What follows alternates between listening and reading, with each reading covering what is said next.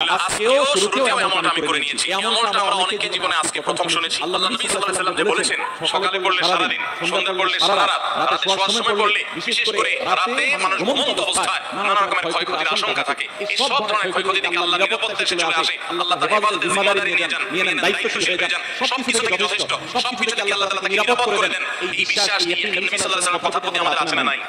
তাহলে এই সূরাগুলো আমরা আজ থেকে আমল করব ইনশাআল্লাহ। কোরআন কারীমের এই শেষের তিনটা সূরা, এমন তিনটা সূরা যে আমাদের নবী সাল্লাল্লাহু আলাইহি ওয়াসাল্লাম সারা দিনে সবচেয়ে বেশি সংখ্যক বার যেই সূরাগুলোকে ওয়াজিফা হিসেবে, আমল হিসেবে পড়ার নির্দেশ দিয়েছেন।